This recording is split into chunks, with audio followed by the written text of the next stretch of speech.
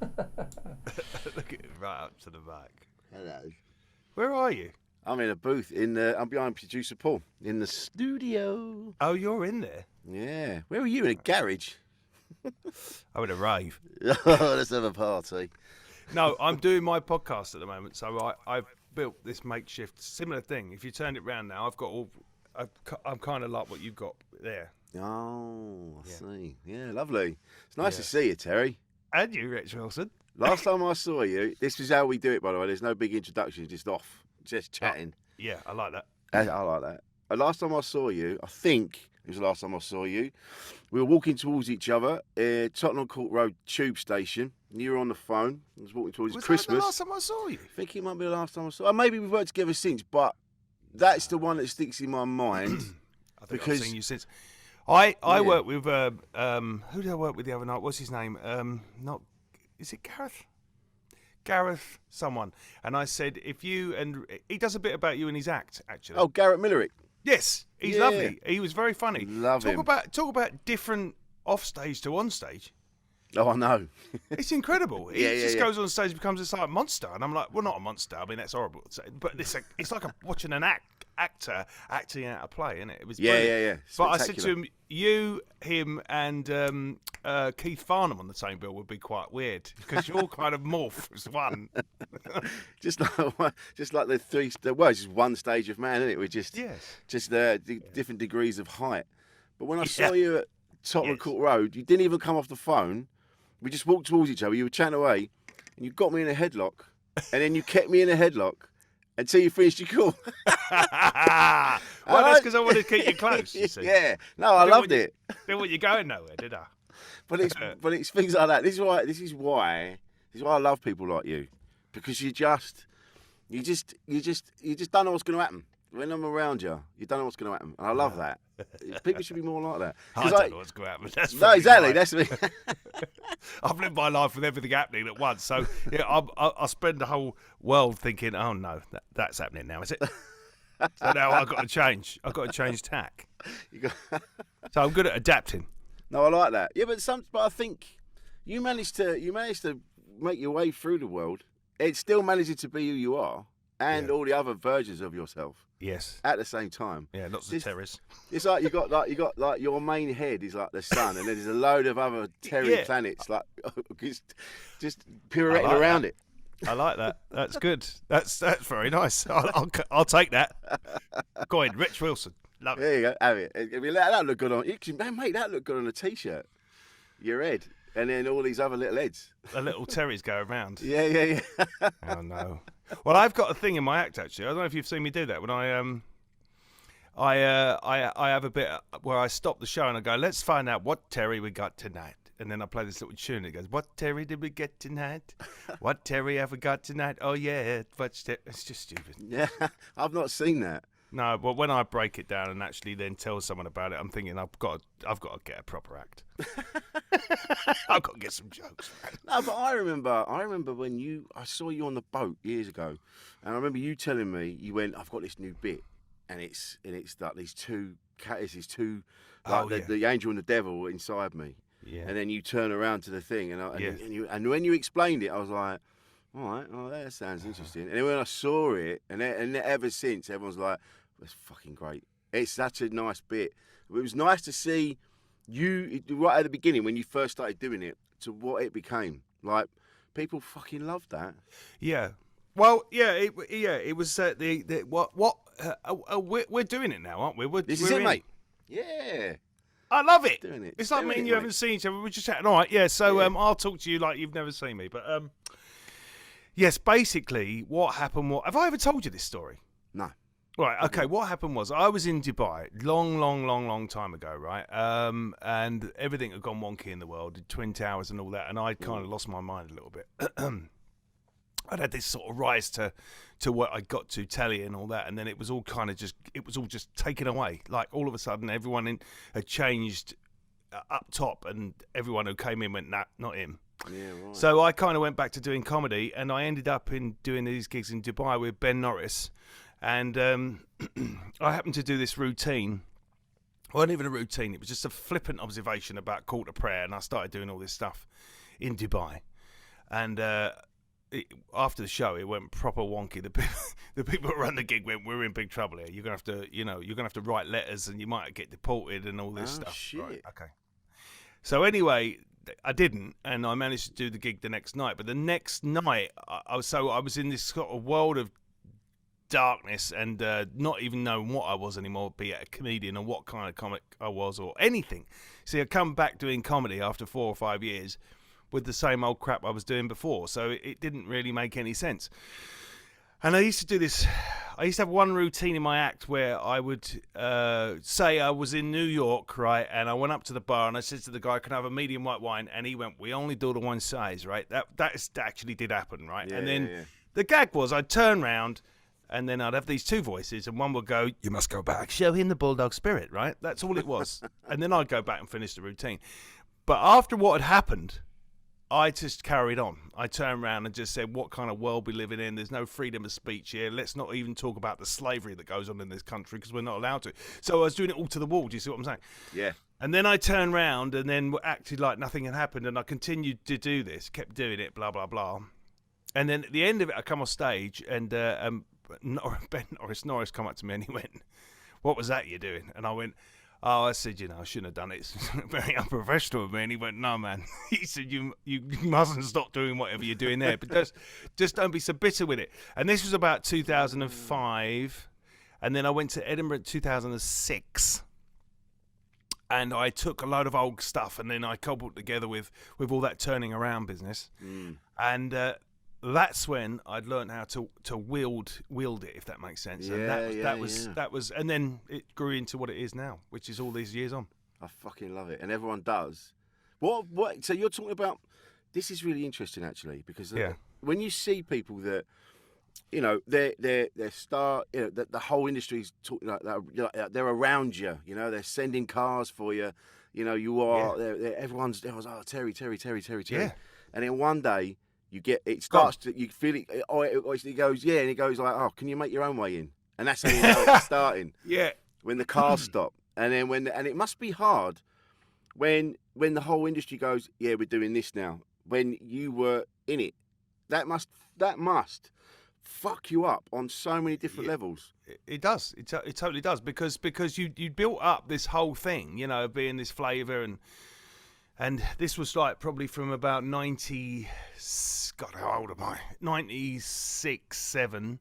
No, a bit earlier than that, maybe. I started 91 on the circuit, didn't I? And then I probably about 94, this sort of into 95, this sort of rise was happening. So that sort of really took hold by about 99 in Edinburgh, and I'd had this, everything was just coming together as it does. And then by, like you say, about 2001, I was getting on the train again. I was getting on my bike, in fact. I don't think I had any wheels on my bike. But you know what? The way I always see this business is, for me, it's always been this, right? It's like I'm constantly doing up this car, right? And I eventually, get it going. And by that time, what you're talking about, I'd actually got it off the drive and driven it down the road a bit. And then it broke down again. I had to push it all the way back the driveway and start working on it all over again, So Yeah. It's probably not a really good sort of analogy, but that's kind of how I feel. It's kind of like it's that knock down, get back up again, isn't it? We're constantly having to go. But of course, when you get to my age and nearly your age, you're a lot younger than me now, I think. Not much. I'm 50. Oh right. Well, are you 50 now? Yeah. Turn 50. Oh right. No, you're not. You're a year behind me. I thought you were much younger than that. No. Well, you get to, of course, this age, and you go, right, okay, I'm going to make my own way now. I mean, some people did that a lot younger than I did, but there's no fear at 50. You don't care. And that's why I'm doing my podcast now, because I wanted to do that this year. I wanted to get up and do something off my own back, because, when you do get to that point of that falling down and you want to pick up again, we're now in a different world to what we were in 1999. We're now in a world of, this, what we're doing here and screens and of course all the usual YouTubes and TikToks and all this kind of thing. But I didn't want to get on that. My 15-year-old's constantly on on those things, excuse me. And I'm a dinosaur. Oh, sorry, Rich. I'm a dinosaur. Do you want to have a drink of water or something? I can chop this out. I'm all right. I'm fine. I'm back. Okay, I'll pick it up. Lovely. I'll pick it up.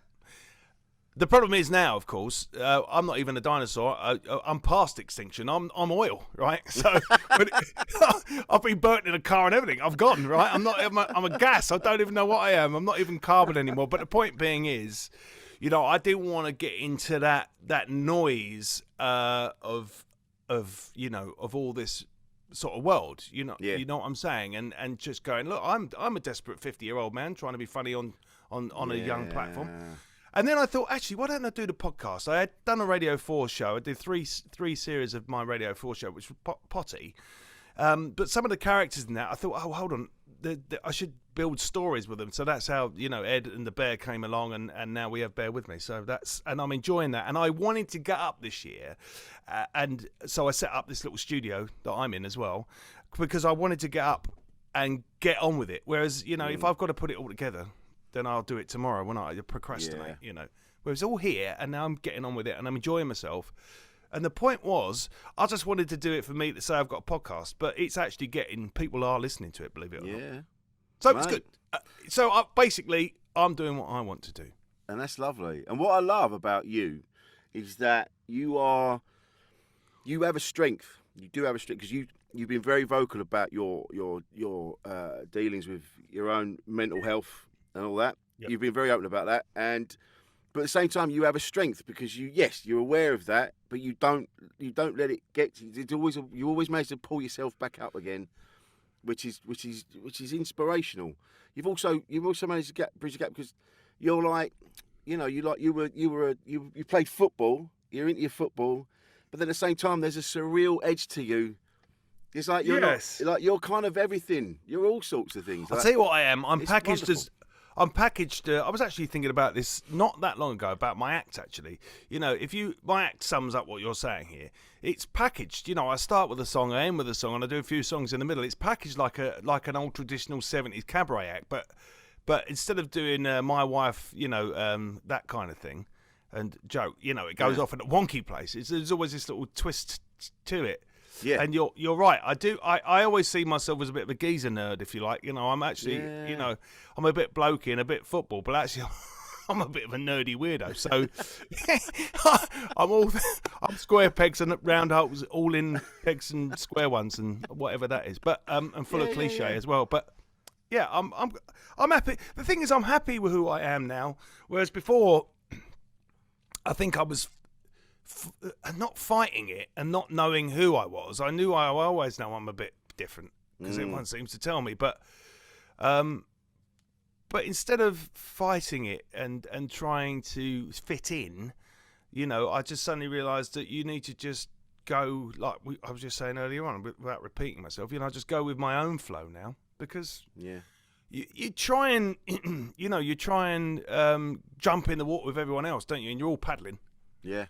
And then what I thought was, I'm getting out here. And everyone goes, look, he's getting out. He's getting out. And I'm like, no, I'm not doing this anymore. So I'm on the bank now, creating my own little boat. But that's it. I was the same. I think it comes with age. You sort of get to a point, because like you say, throughout your life, you're always like, everyone's telling me I should fit in, so I'm going to try and fit in. All right. But then there's this little voice in your head going, yeah, but that's not you. You're not these people. You're not that. Why? No. You should be. I wish I knew that at an earlier age, that being myself and the things I'm into, and the things that make me happy, were fine. And I wish I'd embraced them earlier. Absolutely. Trying to fit in. What's the old cliche? The youth is wasted on the youth, isn't it? Or youth is wasted on the young, or something. But yes, it's a complete thing. I totally agree with you that I wish I'd had this head. If I'd had this head when I was 25, I'd be massive. Because I'd be full of arrogance as well then. Yeah. And I don't... So here we go. I'll be full of arrogance. And I don't mean that in a... Actually, maybe I'll take that back. I don't want to be full of arrogance, but as you know as well as I do, everyone who are friends of ours are big names. They are driven by them. Their whole life is them. You know what I'm on about. It's not having a go at them, but they're married to them. They're 100% them, and that's why when some people go, how have they made it? Well, I'll tell you why, because they believed and made everyone else believe it. Yeah. And I think actually, focus, and actually, I will rewind that. I don't want to saying that I'd rather be arrogant. That's complete nonsense. I think actually I'd rather just be just try and be nice and get there. Do you know what I mean? But But some people, you've seen it, and it's quite funny as well when you like, for example, if you're wrapped up and it's like the winter and you're wrapped up in your bubble hat and your scarf, and you see someone who's the people perceive as famous, but we know them, and then you go, all right, and they do that thing, not realising it's Rich Wilson, and you go, and then you go, it's me, it's Rich, or you go, it's me, it's Tell, and they go, oh, sorry, like that, and you go, oh, but that's how you really are with punters, is it? Yeah, that's interesting. Yeah. You're so they're because they're just on that path. They don't even see behind them. They don't even see. Like, I've seen it up close. I've been around people that starting to become famous, and you can watch them change, and you're like, you're like, you haven't listened to a word I've just said. Like, over your shoulder. Because they're just on that path of, I want to be a star. I want to be there, and they get all these ideas. They go, oh, I've come up with this. I've come up with that. You go, no. You were talking to, that's from what's name? You were talking to them. That's where you've got that from. And they're like, oh yeah, shit. They just don't see anything else. It's just they're just this. Like, before he got his cock out, Louis C.K. said a brilliant thing about Dane Cook, and he said, because they had a bit of an argument about Dane nicking a joke from Louis, and he said, he goes, you're like a space rocket. He goes, you're just shooting forward, and everything's getting caught up in your wake. He goes, and you're just gathering all these things up. He goes, you don't really know where they come from. You're just gathering it all up, and so they're just so focused on being stars, they don't see anything else. So when you bump into them, it takes them a minute, and they go, "Oh shit, yeah, sorry, Rich," because they're so used to people coming up and can I have an autograph, can I have this, can I have that.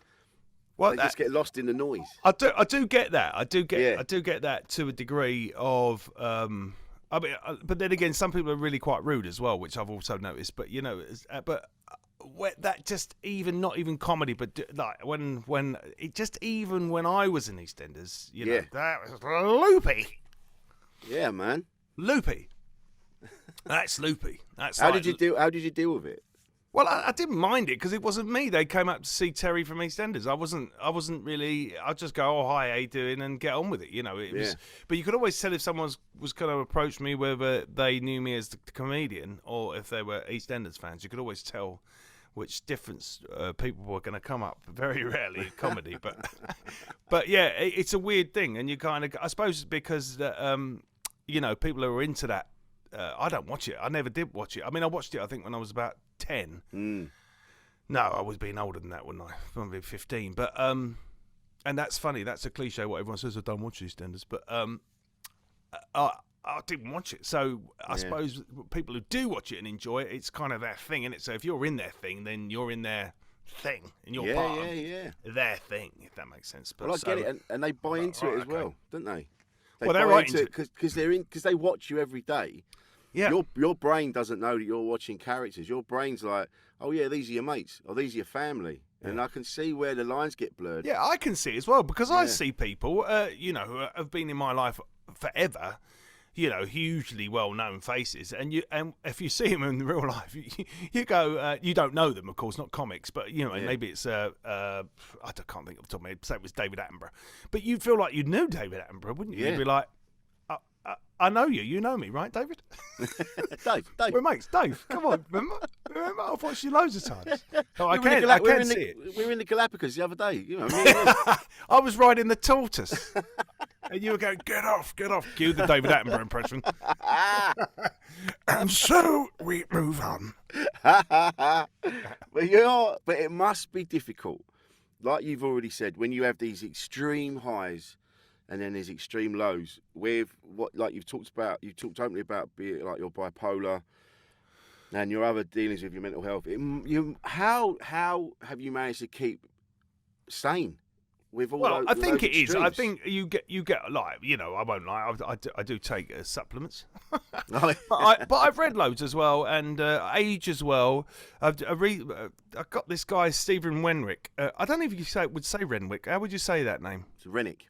Rennick, isn't it? Stephen Rennick. Let's try that again. I think it's a silent W. Yeah. Stephen Rennick got hold of me on LinkedIn, right? And he's kept bugging me about reading his book. You'll like it. And it's 9 ways to sleepwalk into something. I mean, that's how good the book is. I can't even bloody remember the name of it, but it is brilliant, right? I'll give you it before we go. Lovely.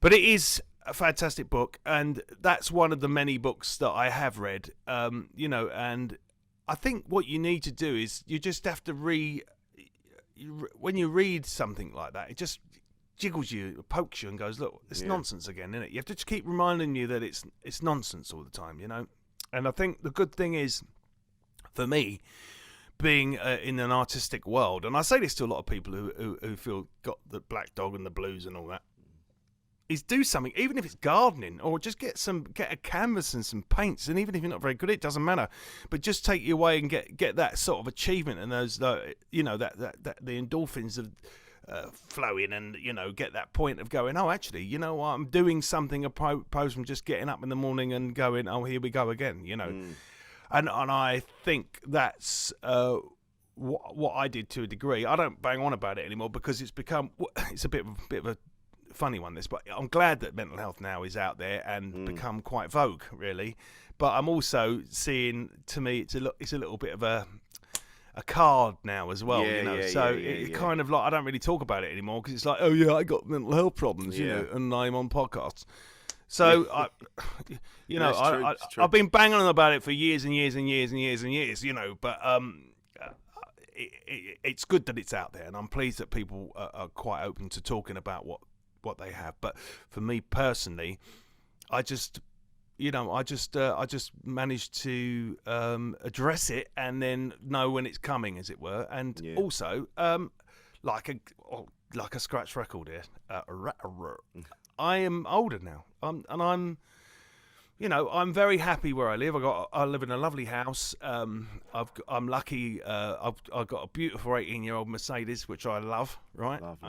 And it was a lockdown project. My mate gave me this car. I said, look, do you want this? And he said to run around, and I went, yeah, all right. And then I started cleaning it, didn't I?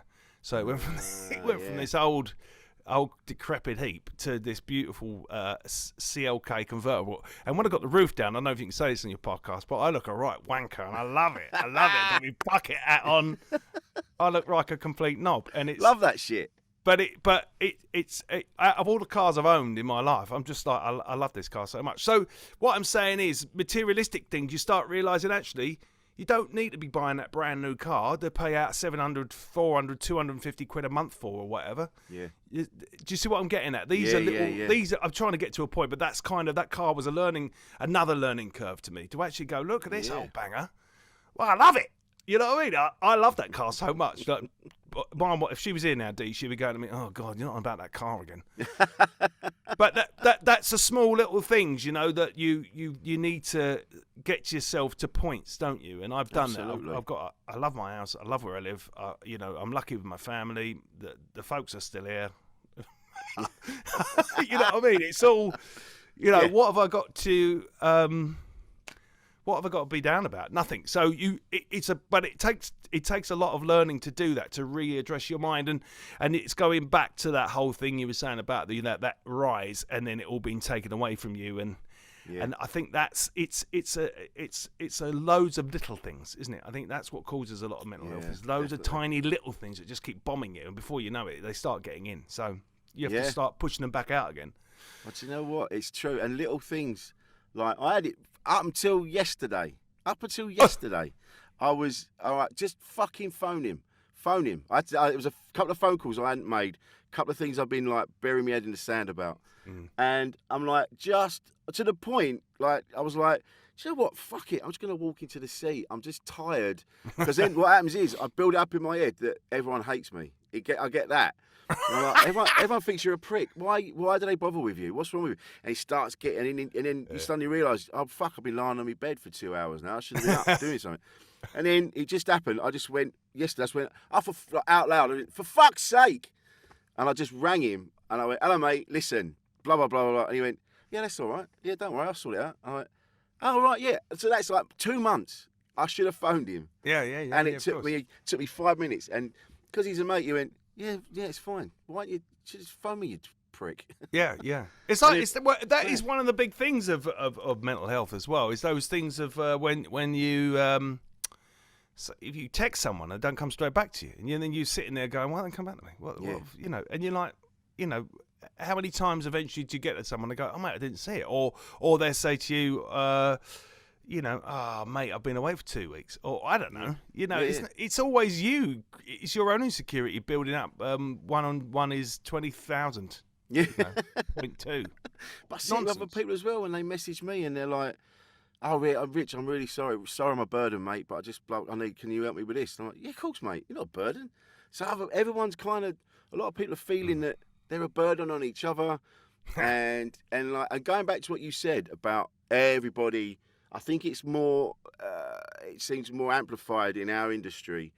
People are trying to latch onto a thing that would then give them like a USP. They're kind of like the other day I was at a gig and everyone was bisexual, everyone had ADHD, everyone had this, whatever, and you're like, okay, all right, you all these things, and that's fine, but just be a comedian. Just be a comedian. It's like we could go on about loads of things like that, but I'm not going to because I'll get myself into trouble. Yeah, I know. And I'm not being in trouble. But you know exactly what I'm about. You certain acts and you walk on and they do their bit, and then you're kind of going, oh, here comes that bit now, and there comes, oh yeah, all right, there's that bit. It's about.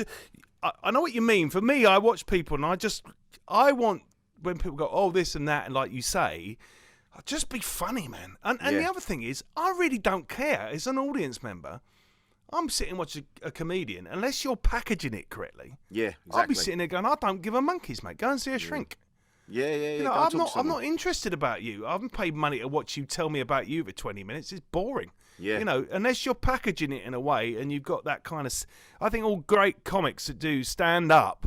You package your way into you become the character. So I'd be going, I can imagine Rich Wilson getting it. I can imagine him getting into that scrape. You've got to package it. You can't just go, oh yeah, so I've got this and that. I really don't give a monkeys. No, I don't care. I don't care. People say to me, people ask me a lot for advice, like they probably do with you. Like I did. I remember talking to you. I remember when I first started doing comedy. So I knew you before from being a barman, but I remember. You turned around and you went, you gigging? And I went, yeah. You went, oh, bloody hell. And you went, any material of mine that you want to use when you're starting out, it goes, help yourself. Just whatever helps. And I'll never forget that. It was a beautiful thing. I mean, I don't fucking know what I would have done, but it was a beautiful thing. Yeah, but that time I was a different comedian then. But yeah. Where were you? That's right. You worked up the creek in Greenwich and Maidstone. Yeah. But people ask me all the time, they go like, any advice? And I always say to them, change I and me to us and we. Yeah. Because you're, like you've just said, no one wants to listen to you going, I've got this and I'm that and this is this. Just, they want to have stuff that they can relate to. Do you find that when you do this, have you noticed? But for me as well, I got to a point where for whatever reason, I'd had enough of that as well. So that's obviously why I go off on this whole talking to myself. The other thing on that as well, and going back to the mental health and what I do on stage, when I obviously went and saw people, they obviously, the therapists and stuff would go off, and one particular guy went off and obviously YouTubed and stuff, and then he said to me, that thing you're doing on stage, where you're talking to your two voices and then you're coming around like nothing's happened. And I went, yeah. He said, what that is, he says, that's a drama triangle you've created, right? And the drama triangle is when you have the child, you have the protagonist, and the child, and then you have the adult trying to save, and it goes around in this constant drama triangle. So at the depths of my depression, if you like, I'd created inadvertently a drama triangle on stage. So all that, what are we doing? Yes, all that stuff, and then coming back, causing the problems for the me at the front, and then them two running off and going, We'll be back here when you need us. But what's really funny is that although I do those voices, sometimes in my head, the real me is going, oh no, you know what I mean? But I can't relay that to the audience sometimes because they'll be thinking, oh right, he hates us. Because the audience get the show they deserve, and that's true. Do you know what? Mentioning audiences, this is something as well. Because sometimes our perception of how well we're doing on stage is so skewed sometimes, depending on where we're at sort of mentally, or where we're at in that particular moment. Like sometimes our moods are a little bit off, and even though we're performing and we're doing the thing, and then you'll come up and you'll go, I didn't enjoy that, and they go, mate, you just smashed that. Yeah. No, I think I was quite famous for that. Well, this is, I remember one in particular. it was at the store. It was a comedy store, Yeah. and there was you were fucking roofing it. Honestly, roofing it. The place was going bananas. And then you did this bit where you took the sign down off the back of the stage, Yeah. and then you ran through one of the doors, and then you came out through the green room, and then just before you went running back on stage, you looked at us and you just went, "Fuck me, they're fucking shit." And then you went out, and we heard it. Honestly, the door had trouble shutting behind you because of the wave of laughter and energy that was coming. And we all looked at. I can't remember who I was on with. Maybe Paul Thorne or someone. I can't remember who was there, but we all kind of looked at each other and went, "What? What is he hearing? What is he hearing?" Yeah. Like the place was vibrating. Yeah. Yet for some reason in your head, what was going into your ears, you were like, "Oh." Well, it's a shame because that's another thing of that whole going back to what we were saying about other people and that drive. You know, I think at that time, you know, it took me. I didn't even realise it wasn't about me. It was about, you know, being a conduit, as Otis Cullen once said to me. It's about being a conduit and bringing that fun and laughter to an audience. And I think for a long time, for many years, you know, I thought it was about how well I would go to determine. You know, my place in the comedy world. Oh, you know, you rock gigs. You know, you get standing ovations one after another, and all that. But actually, it's not about that. And you realise that as you get on and move on, and you know, it's more about bringing some substance as well to it. But so now I might come off and go, oh, you know, if I didn't, and the audience, if I did, it very rarely happens, but I believe that they weren't very good. It's probably because of also the style of what I do now is a lot of people sitting there going, I haven't got a clue what's going on here, you know, and that's fine. So I have to take that into account a bit. That's the difference about if I do a tour show or a show where a lot of people have come to see me. The difference in that to me going out to an audience who haven't got a clue who I am is poles apart. You know. Yeah. You know, people are perplexed when they don't know who I am. You just get people sitting there going, they're looking.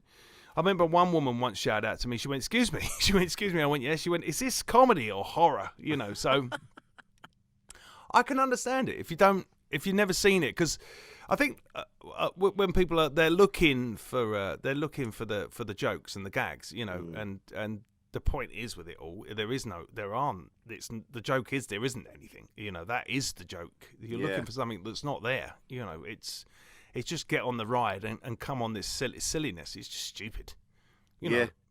And I like it, you know, singing songs about nothing. I've got a song. I don't think you've ever seen me do it, but I've got a song I sing, which is a song about nothing. This is a song about nothing. Nothing. You know, it's just about, for me, just taking it where as far as I can and as away with the fairies as I can, you know. Yeah, well, you've got, what it seems to me is that you've got the tried and tested, or the well-worn ways of comedy. Everyone uses They're only the same pattern. But you're sort of like, it's like you're on the offbeat with yours, and it's like you're almost like behind it going, look at what they're doing there, and then look, he's doing that now, and look at that, and that's how he got that laugh, because he's done that. It's like, you're pointing it all out. I will do the punchline before the setup. Yeah. No, but like you were saying there, that is the important key thing, and you know, you can only play the instrument one way. You know, you can only play. There's timing. There's comedy timing, right? You're never going to change comedy time. It's the same as when someone drops a note in a song. You always know when that note is going to be dropped, right? Because that's comedy timing, right? And you can go around twice if you want. Okay, so you can't break comedy timing. So you still have to abide by the rule of rhythm and timing. Yeah. But you put an absurdity in it. So, you know, that's why sometimes if you ever watch a comedian and they do something and then they say, even if they just F at the end of it, you know, and they get a laugh and you're like, well, that's a lazy punchline. But if they got the timing right, you generally can. You know, that's like when I used to do a routine about American stand-up comics. What is it about American stand-up comedians where they hold the microphone right out here, where they're doing the build-up to a routine or a gag, and then when they do the punchline, they put the microphone close to their mouth, so you know they've done it. right? But it's all in the timing. You know, Yeah, man. they've done it. You know, so it's. I'm not telling you that. You know that. I'm just telling. I know what you mean. Hopefully, people listening, that's how it works. And that's the point. That's the point of it. So then you can start playing your tunes, can't you? You learn to play the piano. You know that's a major key, and that's a minor key, and that's a C, and that's a G, and then that's a chord. Right, they're always going to be there on the piano or the guitar, but it's what you then make with it, isn't it? It's the music you make with it. That's like Les Dawson. There you go. Played it badly. Because he knew how to play it well. Well, that's what they say, but I've got a theory that he didn't know how to play it, and he just got away with everyone going, they think I'm brilliant at it. He just flagged it. I can't play it. But everyone believes I can. Everyone's like, oh, yeah. And everyone's like, oh, wow, it's amazing. Down the ages. But also, I remember one of the best bits of advice, and I still use this to this day, was you said to me, you got stepping stones say you're doing an hour show. Stepping stones, and you can go wherever you like in between the stepping stones, which is what you've just been saying. Yeah. As long as you get to the next stepping stone. Yeah, little islands. Yeah. Yeah. Chug around them. Yeah, and you Chug can around them, anyway. And the six shooter as well is my other thing. What I mean by that is I've got a little imaginary gag gun, right? So I know that if things are starting to fall, right, you have to bring an audience back. So I've got a little gun that I can pull out and go, bang, here's a joke, and they go, oh, that's good. The other thing as well, if for new comedians listening, I think as well, if you show a skill, you know, you can get away with a lot more. I'll tell you a prime example of this. I remember seeing Emmanuel, right? Yeah. What's Emmanuel's last name again? Sanubi, yes. Sorry, Emmanuel. Sanubi. And he comes on. If you don't know Emmanuel, he's this big fellow, big bald head. He's lovely. Oh, he's gorgeous, massive. And we were in where were we? We were in Hoffenheim. No, we weren't. That's a lie. We were in Austria doing snowball bombing or altitude comedy festival. Oh, yeah. And there was a piano on the stage, right? And I didn't know this. And if you can envisage him, if you like I just said, he's got a tight bum and a great big. He's like a heart. He's got about 6'5", and he's like big, beautiful rugby player looking, massive fella. And then he sat down at this piano, and he can play, man. What? You get him to play piano. You get him to play piano. Holy It's shit. unbelievable. But what was interesting was he was mucking around with the audience, and of course he was going well. Of course he was doing all right. He wasn't doing badly. He was doing great. But once he sat at the piano and played that piano beautifully, and then stood up looking the way he does, like this big hulk of a man, and then his comedy went. Foosh. Wow. Everything he said after that, everything he said was just caught a light. He could have gone, and they would have just gone, yes, because he showed that skill at the piano that no one expected, not even me. I was gobsmacked. I was like, oh my God, what? I mean, why wouldn't he be able to play a piano like that? But yeah, because he's a great big dude. Because he looks like this great big rugby playing fella. Yeah. You don't think that he's going to be able to sit down and tickle the keys like he did? It was incredible. Incredible. Yeah, well, that's it, innit? We do make assumptions, don't we, based on like people, like we talked about earlier, like people, you and I, people, they hear us talking, they assume certain things. They go, oh, well, he must be into that. He's always a bit of a lad, so he must be this, and this. And you go, well, no, you don't know what I'm into. You don't know what I do. No, there's more to me than that, and it's the same with Emmanuel. But it's also that thing. Going on to something completely different there. You know, a lot of these reality people and all that, they moan on about being trolled. And stuff, and of course he did get trolled, but it don't bother me. But I remember my mate, who was a mate of mine, I don't speak to him anymore, but he said something to me once, and just it's kind of on what you were just saying, and I thought that it was brilliant. And I won't use the word that he used because it's the biggest swear word, right? Oh, that's okay. We've used that a few times. Okay, but anyway, it's a C-bomb word, right? Yeah. But he said, I was going, look at this geezer having a go at me, blah, blah, blah. And he went, son, he don't know you, boy. He doesn't know you. He doesn't know you. He doesn't know you. So why are you worrying what he thinks? He doesn't know you. And I went, yeah, but he goes, look, he said to me, what you got to worry about, he said, but people that don't know you calling you a see you next Tuesday is not the problem. He said, it's when the people that love you start calling you a see you next Tuesday. That's when you got to worry. And I was like, that's exactly what it is, isn't it? And it goes back to that, they don't know you. People don't know you. And just saying there, what we were saying, I know I've kind of gone a thing. A bit. No, it makes sense. Yeah. But that's the point. And I think when you do comedy, and you perform, you're only going up there and doing what you do to have a laugh and make people laugh. The problem, of course, is this: then someone takes it a bit further and goes, "Well, that's what you are." And I'm coming after you, and you're going, "It's an act, man. Just calm down, brother. Calm down." Shoes don't really talk to each other. No, they don't really talk, and it's all fine. And I am a little bit crazy, but that's, and sometimes you get that off stage when someone's only having a bit of a laugh with you, but you're kind of going, "All right, I've changed my glasses now, if you like. You know what I mean? I've taken my stage glasses off now. This is me now. So those jokes that you're having with me now is a bit personal. It's not."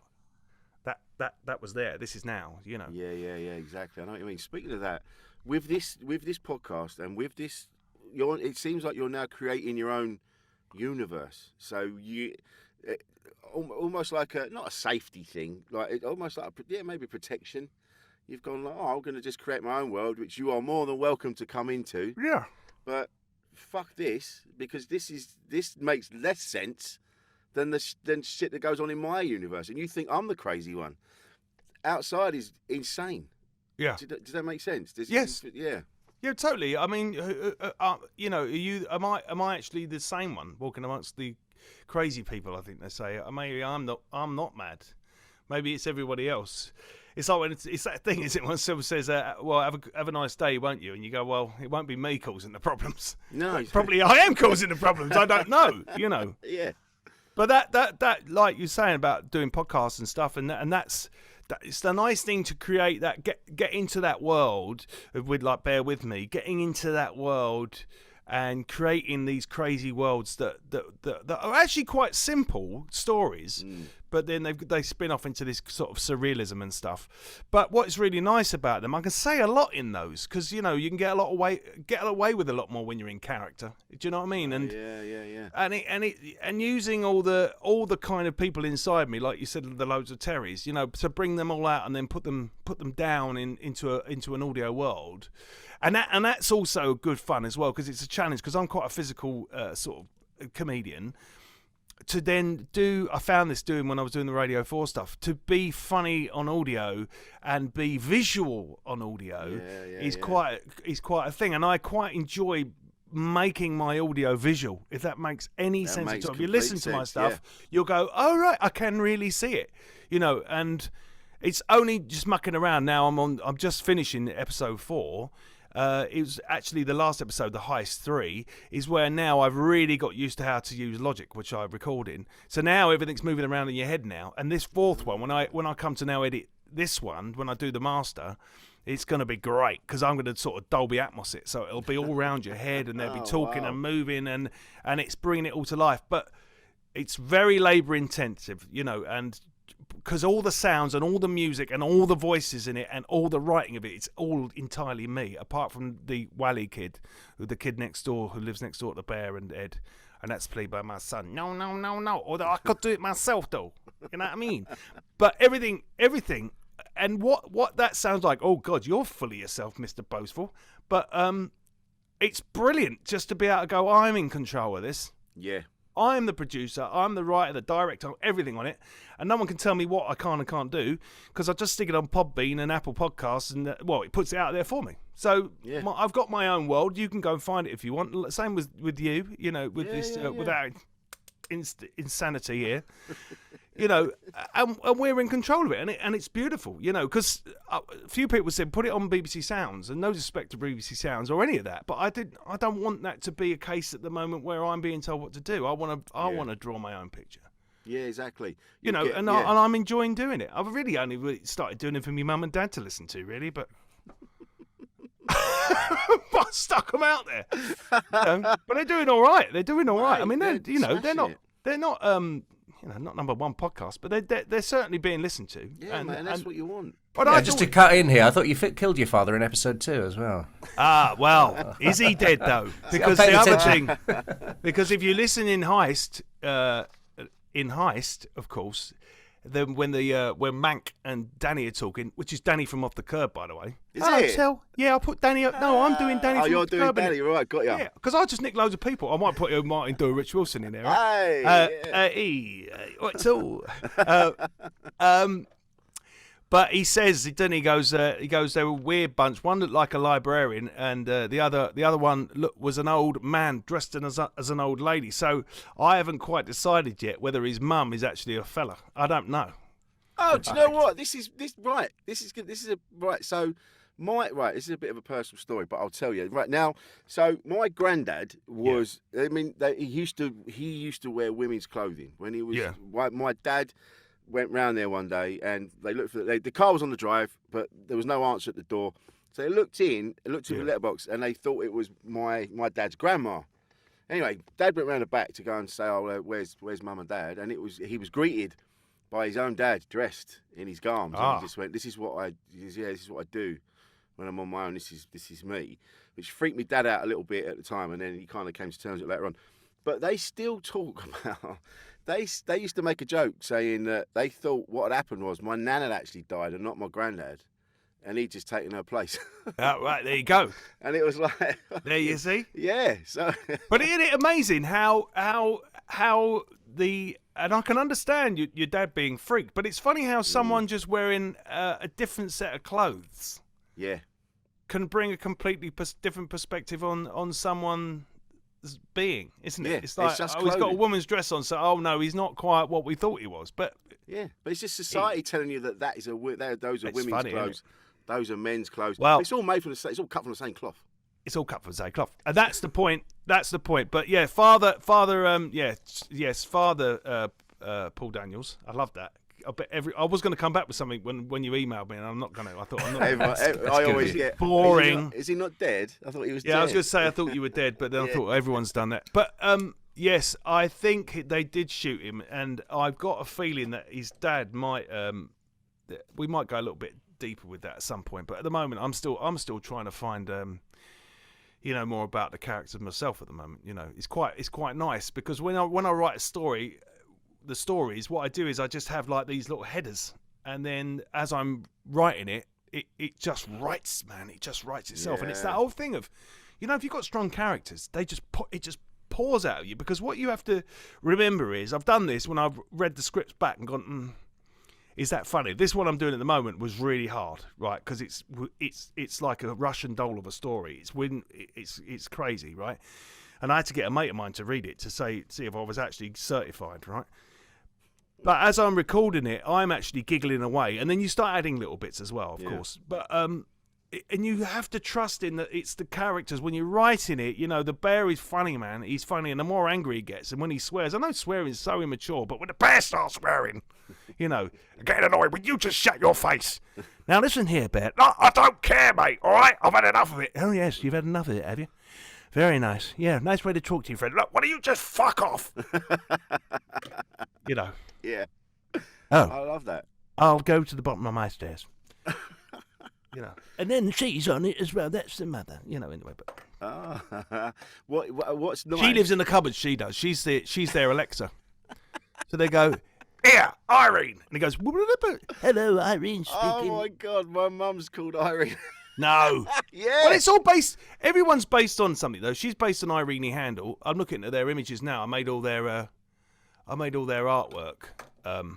And Ed is based. Ed, the original routine in my act was me saying, "Do you think when dancing bears get rescued, do you think they want to carry on dancing?" And it was It was just said to me by Chris Gilbert once. He just said it to me, and I said, "You got to let me have that." Yeah. And he went, "Yeah, of course."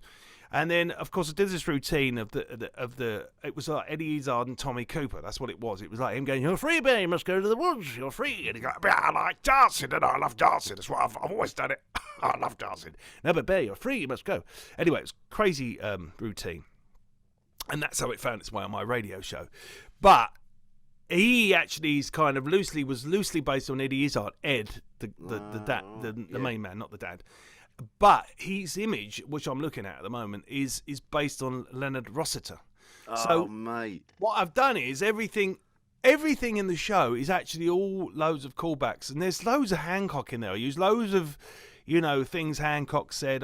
There's loads of little Easter eggs in it. If you're good with old time radio and stuff, you'll be going, "Oh right." When Mrs. Coombs comes in, she's Patricia Coombs. It's Pat Coombs. Mate. They're all in Love there. That. You know, and I even just in this one, I'm doing a newly deceased. I'm doing Alan Rickman's in this one at the moment. Give me my detonators, John McLean. It's funny you mentioned Irene Handel and Hancock, the best bit in The Rebel. Best. When Yeah, I know what you're going to say. Yeah, you know what I'm going to say. Yeah, of course I do. What's that? Self-portrait.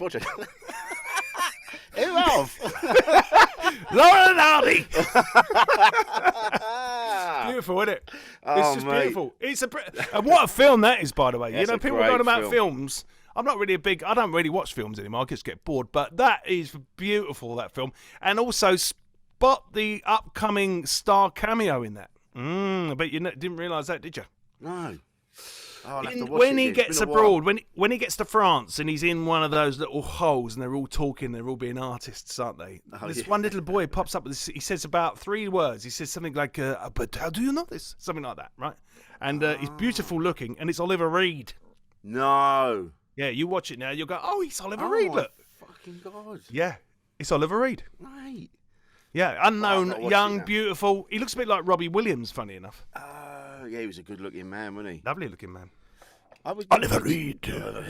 Money. You know, Omid was with him the night he died. Omid was left that pub in Malta. Really? Yeah, he'd come. These sailors had come in. He was. They took him off the wagon, didn't he? And then he didn't come. Yeah, he that's didn't it. come back off. But Omid was with him as he left him, and he went in the pub. That's the last anyone saw of him Fucking hell. when they were doing Gladiator, wasn't it? Gladiator. Gladiator, mate. I Yes. tell you, you mentioned going back a bit. You mentioned your lovely wife Dee, Deep. and I've met her. Brilliant. I love. She's a beautiful woman. Fantastic human being. What's lovely is that she obviously accepts. Or flip Tolerate. it round. Oh, right. Yeah. So you support each other. Yeah. Ah. I thought I was the crazy one for many years, but no. Ah. Oh, it turns out that actually maybe not. No, she's. Yeah, she and I compliment, even though we are constantly. I say at each other's throats is probably a really bad terminology because we're not aggressive to each other, but neither of us will be told by the other. You know what I mean? Like I will strong. be like going, no, well I'm not doing it, and she'll be going, well don't tell me what to do. So we're in a. And then poor old Bo sitting there going, oh, here we go again. But Dee's dad was a very aggressive bank robber. And Fuck, all right. yeah. And she's now inheriting more and more of old Del Boy's traits. He sadly left us. But, yeah, I mean, in his own words, you've never met anyone like him in your life. Her dad, he was something else. He was something really? else, Derek. Oh, my God, yeah. And he was, he blew safes. So Yeah, that, in right. fact, in the heist on the podcast, bear with me, there's a bit in that when they try and get in the vault and they found another vault, and that actually is Derek's story. Told me when they were on a job once. No. So it's actually loosely based on one of Derek's stories. Yeah, they were in there for 6 hours drilling this vault out, and he went to me, what do you think was in the vault? And I went, I don't know, money. He goes, money. He gets really aggressive. Money, mum. You hear this, mum? What's he talking about? Money. Well, what was in a vault? I went, I don't know. Jewellery. Fucking jewellery. Another vault. So they had to go back in, and that's kind of loosely based on episode 3 on Bear With Me. The heist is based on that story. Mate. See, that's what it's amazing. Right, what you know, baby. Yeah. Well, this is it. Like, we've been really lucky to have lived extraordinary lives, really. Yeah. Like, I've met some incredible people through doing comedy. I've got friends all over the place now through doing comedy. Yeah. You know, or just saying yes to things. Go, yeah, I'll do that. I Fine. think Yeah. as well. I mean, if I hadn't did comedy, right, I'd still be there. No, I lived out in this little place called South Woodham, Ferrers, which is sort of the other side of Chelmsford. Now I live on the other side of Chelmsford, funny enough. But yeah, I think if I just stayed in that world, I would never have grown. That's more the point. You know, I've actually grown as a person. I'd still be saying probably things that you would be. But I'd be the bloke going, well, you can't say that no more, can you? You can't say that no more. You know, I'd be one of those blokes. So I kind of grew. And like you say, you know, what a blessing. What a blessing my life's been being a comedian, and the places and I've been everywhere in the world. I mean, I've seen things I literally have. I can't even talk about because I've signed secret things and wow. stuff. But I've seen things that you go, you know. Yeah. You know, I'd like to say more on that, but I really can't. But no, so I know, having seen certain things myself, you yes, go, yes. you can't So unsee them, and no, and so it's been a great rolling ride, and you know, long may it continue. But yes, I totally agree with you. We're just so lucky to do. I mean, you know, I'm just playing all the time. My mate was saying we went out last week. Four of us, sorry, and it was like we got the band back together. Nice. And my mate Martin owns Balgor's Estate Agents, which is a big estate agents, right? And he worked very, very hard to get to that place, you know. And his whole thing was like, you know, going on about how he got there and how many hours he would work and this and that and blah, blah, blah. And I said, this is all too grown up for me, mate. You know, this is I admire where you've got to in your life, but it's all too grown up. You know, I people in business who've done very well, I admire them for that. But I would have just stayed a kid. We go and play, don't we? I mean, we're playing now, aren't we? Yeah. We're just playing now and talking about ourselves. It'll be fantastic. You can't beat that. If we had a plate of sausages as well, it'd be brilliant. Sausages change everything. Sausages! I love sausages. I remember seeing Janie Godley doing a routine about her husband, and way to keep him happy is put a film of a documentary of sharks on the telly and give him sausage sandwiches. Sausage sandwich and shark documentaries, very good. Well done, Janie. It's good. Well, that's something else as well. Like, you know, yeah, do the things that make you happy. If it's watching films, or like you said, or it's gardening or painting, or absolutely, you are. We're very lucky that we really do get to drive our own bus. That's the thing, yes. You know. I think a lot of people, you say, well, you know, you're the driver of your bus, but then again, not if you've got to get up and drive a bus. Yeah, exactly. I mean, literally. Yeah. And pay the bills, and there's nothing wrong with that, because I'd love to be a bus driver actually, but that gets in the way, doesn't it? And we are lucky that, you know, we work to live. You know what I mean? We're not living to work. No. Yeah, that makes sense. Yeah.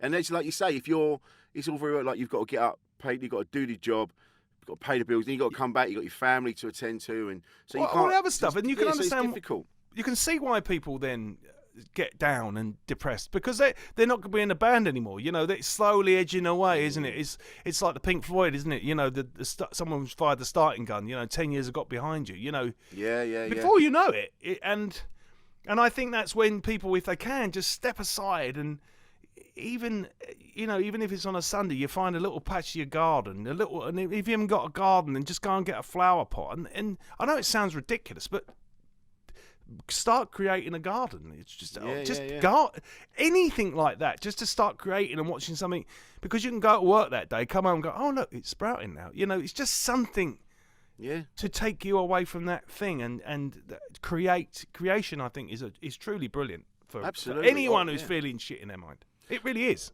Yeah, or you do. I've got mates of mine that go shooting, and they go, and I'm like, who are you shooting? They go, nothing. We go and shoot fridges. Like they'll take like old furniture and all that into this field and just shoot the furniture. Yeah. So they're not even shooting animals and things like that. They're just like taking their frustration out and just smashing things up. Yeah, but I mean that's well, that's where we're at though, isn't it? I remember when my son, when he was a lot younger, he went, "Can I smash this glass? Can I smash it?" I went, "Well, it's easier to smash the glass, isn't it?" And he went, "Yeah, but can I smash it?" Well, how about if I said make a glass like this? Just a simple glass. Just a simple glass. I said, how hard would that be to do? And he went, well, I want to do that. I just want to smash it. Well, yeah, because it's easy to smash, isn't it? You know, but to make a glass, just a glass. We're not even talking about making some 3D printer. We're not talking about making a computer. We're talking about making just something out of sand, right? And then moulding it. Right. Easy to smash it, isn't it? Mate, I love that. Yeah. I have a T-shirt. Easy to smash, isn't it? And it is. It's easy to smash it, and that's why it is horrible when people, someone is just going back to that again. You know, if someone quite flippantly goes, "Oh, that's crap," and you go, "God, man, you know the work that's gone into someone doing whatever they've done." You're just going, "Oh, yeah, it was shit." I know. I always say that about music. That easy, was it? Yeah. I always say that about music. I'm like, they go, "Ah, shit," and I'm like, I've had this argument with Marcus Berman loads. I'm like, it's not shit. It's just that you don't like it. I don't particularly like it, but it's not shit. Someone somewhere is getting joy out of this. The person that made it got joy putting it together, like you've just said. True. And then you can't just go, that's shit, because you don't like it. Yeah, but my son does listen to a load of shit. Oh man, no, yeah, I totally agree. It's like, for example, a case in point of that for me is Prince, right? I don't do Prince. Doesn't do anything for me, but I know the geezer's a genius. Yeah, but he's. You know what I mean? I know he's amazing. I like. I know he's incredible. I know when I watch him. Yeah. And I'll go, oh wow, what a performer! But his music comes on the radio. I'm not going to be turning it up. But that's. No. I'm not going to sit and go, oh, this is shit. No, it's just not for you. It's easy to break it, isn't it, mate? Hard to make it. That is a fucking brilliant way to finish, Terry. You smashed that. Literally, ironically, bang! Smashed that, mate. Where can we find you, Terry? Are you on the social still? Because I know you sort of come and go. Yeah, I'm at Terry Alderton's on all of it. I'm on those. I don't really do them, but I just say about my tickets and my podcast, and I'm doing the odd gig here and there. I'm doing a little tour. So that's all on the website, terryalderton.com. And the podcast is called Bear With Me, and it's on Amazon Music. It's on Amazon Music, it's on Apple Music, it's on Spotify, it's on all of them. Podbean. Lovely. Yeah. Bear with me. I'm so glad we got to do this. We've been talking about this for ages. I know, finally. He said, come and he emailed me, old Paul Daniels. Right, that's not a lot. And I went, yeah, of course I'd do it. I've been waiting to do it. Mate. Lovely. Love you, Terry. I love you, Rich Wilson. I love you. All right, mate. Superstardom. Thanks, mate. Adios, then. I'll see you all later. I'll leave the meeting. Bye.